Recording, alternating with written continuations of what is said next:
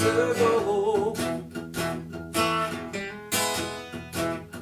I called your mama about 3 or 4 nights ago. Well, mama said, son, don't you call my dog no more.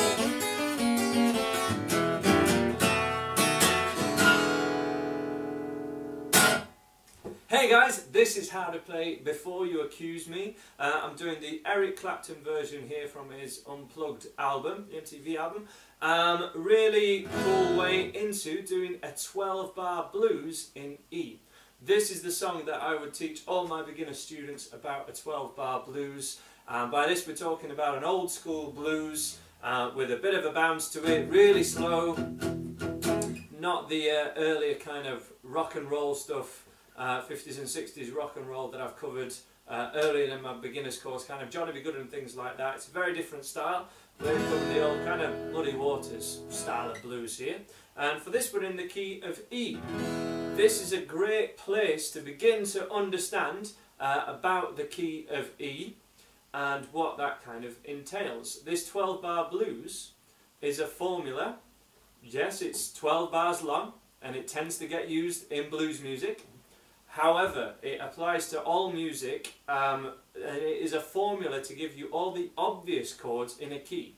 So, I'm a songwriter, I'm a guitarist, and all you can do when you go, right, I'm going to write a song now, is basically pick a chord. I'm going to pick E in this instance. Once I pick that first chord, I've essentially made a choice that every other chord now has to work with this first E chord.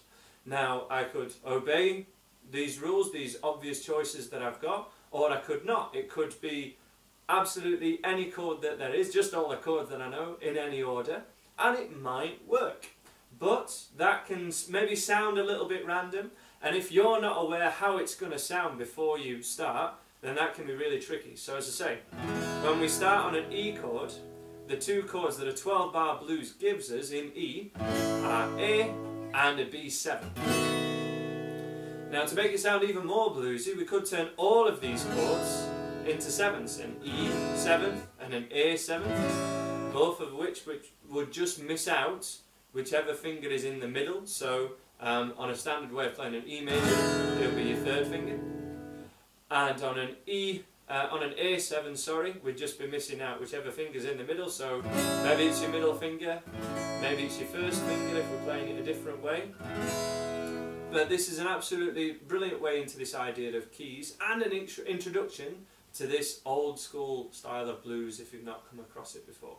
If you want to check out the chord sequence, it's below in the description. That'll take you to a link on my website which will show you all these chords in the order I'm going to play them. And it shows you 1 bar of E major to start off with, and then we're going to go to A early. We're going to go to A after 1 bar, and then the final 2 bars of this first 4 bars are just E. So we have E once, straight to an A, and E, E. Otherwise known as an early 4, because a lot of 12-bar blues songs just have the first 4 chords as exactly the same to kind of solidify that that's the key of the song. And then the second line of this song, or the 5th bar, is an A for 2 bars, and then back to an E. And then finally, this last 4 bars of your 12-bar blues is where all the bells and whistles happen. This is where everything happens. This is called your turnaround, and here we go B7. I go for an A7 here definitely, but as I say, it is kind of up to yourself. You don't have to add a 7th every time. It just sounds a certain way when you do. E major for a bar, and then a B7 finally. So in that last 4 bars we've gone B7, A7, E and a B. But in those first 8 bars, not a lot happened. We just went from E to A and kind of back again. So that formula kind of acts like a ramp. Like I've talked about your bridge before, where we want to build up the tension in a song. That's what this 12-bar blues in E does. It cycles through builds up the tension all the way through, and then starts off again. To ramp up that tension even more, we're going to add a groove to it. We're going to add a slightly palm muted E chord, and we're just going to strum the thicker 2 or 3 strings in this pattern. 1 and 2 and 3 and 4, and 1 and 2 and 3 and 4. That's our blues shuffle groove. Just staying on an E major chord to start off with. As I say, this is an absolute beginner's lesson.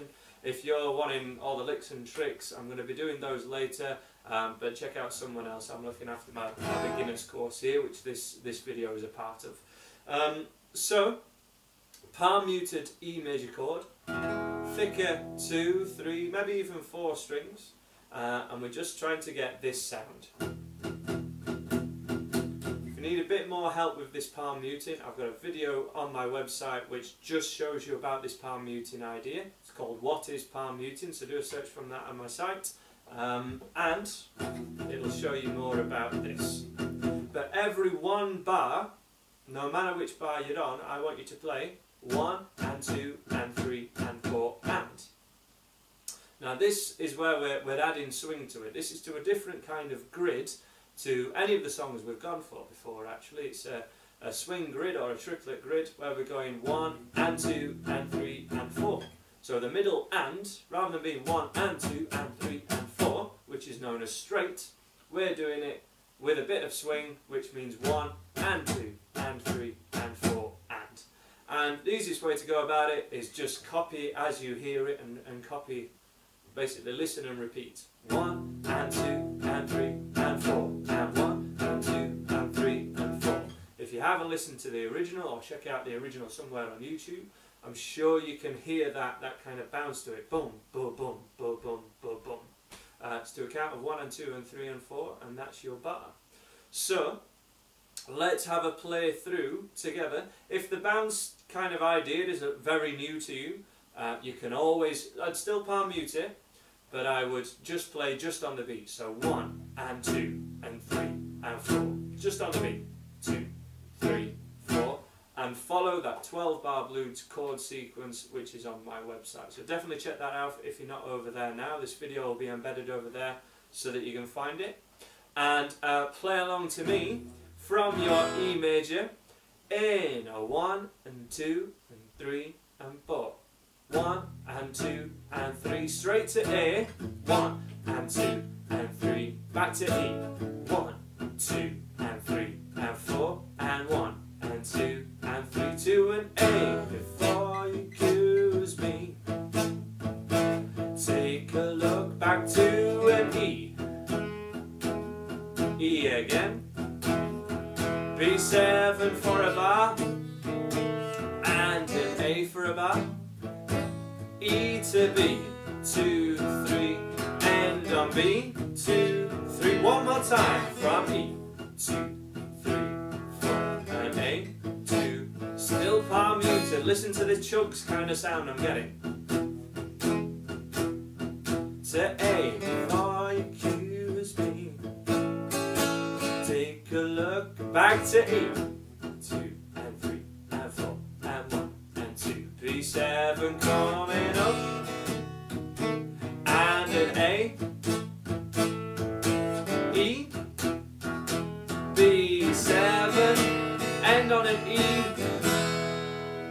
hold it there for one moment. So hopefully you can hear that over that cycle of 12 bars, which just repeats for the whole song in Before You Accuse Me, it's why I use it as a beginner's example of this idea. It's just one ramp, it's just one long build of tension until it resolves after the kind of big B7 at the end, and it starts again, ramping up that tension. To emphasise that, what we can do over those last 4 bars from the first B7 that we play is not palm mute as much here, let some ring out.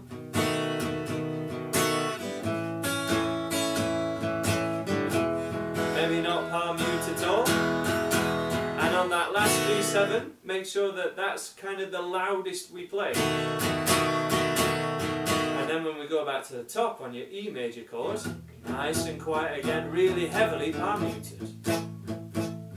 So there wants to be one long dynamic shift or build from the start, the first E that you play, to that end B7, that just kind of gets louder and louder.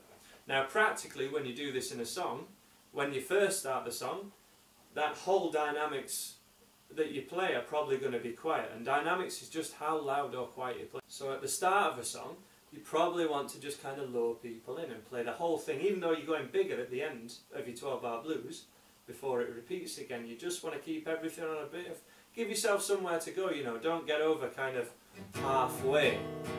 Don't go, right, I'm on my first round of a B7 and I need to play my first B7 as quick, as loud as I can. Because that doesn't sound kind of pleasant, and it doesn't leave you anywhere to go. Maybe when you know you're on the last round of your 12-bar blues and you've got no more to play, then ramp it up. Or maybe you could ramp it up every now and after like a minute, you've got to as loud as you're going to get, and then you drop it back right down. And that judgment of when you go loud and when you go quiet is imperative to all music, but is best learned, I think, first of all in the blues, because you get an awful lot of people jamming in blues, and doesn't really matter whether you go for one song or another song, they all do a similar, they have similar content in that's very easy to spot. There's lots of other 12-bar blues songs that are in this exact same fashion. For example, Sweet Home Chicago is exactly the same as this song, most versions of it in the key of E, so it's exactly the same chords. The Wanderer, particularly the Status Quo version, actually is in the same key as this, and with these chords you can play along to the Wanderer absolutely no problem. And there are literally hundreds and thousands probably of 12-bar blues songs that use this same kind of pattern, but maybe other ones tweak it slightly. So I definitely, Before You Accuse Me, I have chosen because it's slightly slower and it is an acoustic version of this that you can play along to with the Eric Clapton version. From there, once you've got that chord sequence and you're kind of thinking, okay, I'm cycling this, I've really got this B7 down, Andy, maybe it's, you know, maybe it's coming a bit too repetitive for you, a bit boring to play. Maybe a lot of people think, before they get into this world of blues guitar, the blues is a little boring, it's all the same. Well, that same formula allows you to know what's going to happen in a song. And it gives you the choice to artistically add something a little extra or hold back. Actually do the whole less is more kind of idea. And what we do in kind of blues music is we use substitutions. We substitute an E major chord for maybe a riff, maybe a slightly different chord, maybe a 7th chord. But it's still based on that same formula. And there's just a couple of little tricks that I'd like to use here before I kind of leave this lesson. Just as I'm going to be covering some of these in a later lesson in much more detail. For example, probably the most common blues thing that you're going to be doing is this idea. So once we start palm muting in, we probably want to swap it for this riff, or this one, or a host of other kind of variations of that Chuck Berry Status Quo type riff, I guess. And I'm going to be covering that in a later video. I'm going to be covering that with Sweet Home Chicago. I'm going to give that all a video on its own. Even with just, though, these basic open chords, when you choose to go to a 7th chord, or variations of your E chord are really big. For example, one variation could be just choosing this 7th, or this 7th, with your little finger at the 3rd fret of the B string, can really bring it to life if you choose to pick those ones. So just staying for open chords here, I'm going to be picking as we were doing before, but then just pull out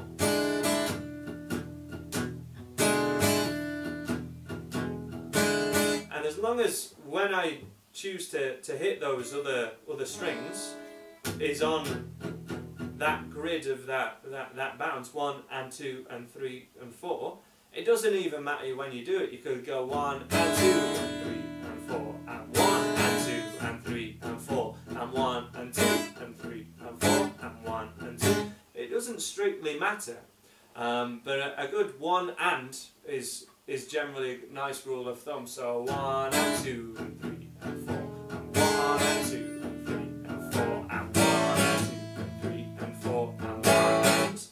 Tends to work for most songs, and it certainly works in this situation here. So if you want to have a go with that one, it's really cool. To a similar degree, this riff gets used a lot in Before You Accuse Me in particular.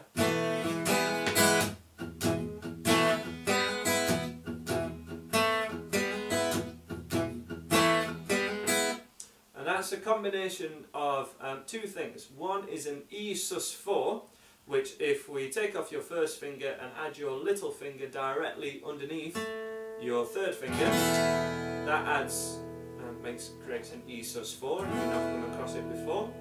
I'll be doing videos later on what sus4s are and why they're useful, but this is the blues application of it.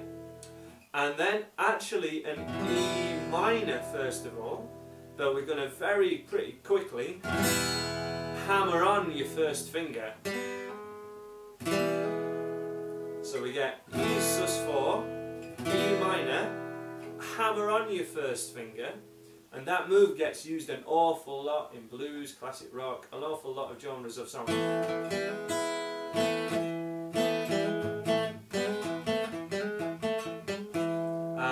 And used in that way, with that combination, sus4 first, E minor, hammer on to make it a major chord again. Use it in that specific order, and you can pretty much use it in any blues or rock situation. If you change the order, if you start off on minor and then go for sus4 back there, that doesn't really happen in blues and rock. Keep it sus4 first, minor, major. And if after that major, because it's a hammer on, we hit the top few strings rather than the thicker ones, that creates this riff.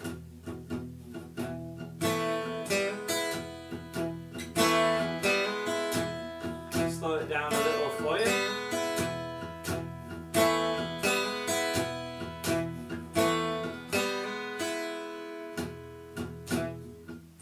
sus4, E minor, hammer on, hit the top couple of strings, back to the bounce. 1, 2, 3, 4, back to the bounce. 1, 2, 3, 4. 1, 2, 3, 4. It is quite taxing on your hand. I've got big, massive lines on my fingers from doing that just now, and I play guitar absolutely every day. But it is a cool thing to get used to.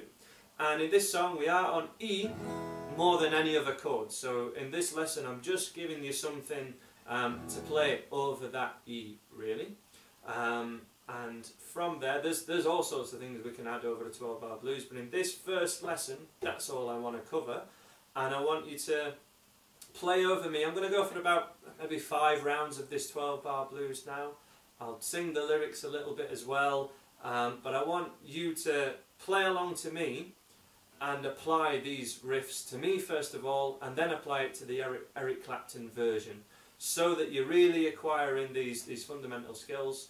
If you'd like to, totally new to this and you just want to keep it to your basic chords, even if you, haven't quite got the hang of this palm mute and it's still not sounding quite right, you need a bit more practice on it, just play along to me first of all and see if you can pick up any little details that I might be doing, or just make sure that your timing's pretty spot on, that you're getting this groove with me now. So as I say, about 5 rounds of it and then we'll stop. Okay? In from your E major in 1 and 2 and 3 and 4. 1 and 2 and 3 and 4 and A. Back to E. That's where I first used that riff, and A. Back to an E, and I can use that riff again, that little lick. There it is, B7. A little louder, but not massively louder. Just letting them ring out a little bit more, B7. I'm back to quiet again. Before you accuse me, take a look at yourself. The riff again. A chord before you accuse me. Take a look at yourself. E7. You say I'm spending money on other women. Take a look at yourself. E7, nice and loud. I called your mama about 3 or 4 nights ago. The riff, there it is. I called your mama about 3 or 4 nights ago. Well, mama said, son, don't you call my darling home. Come back home, my baby. Try my love one more time. Come back home, my baby. Try my love one more time. If you don't come, baby, don't lose my mind. One more. Bit of palm music, nice and quiet.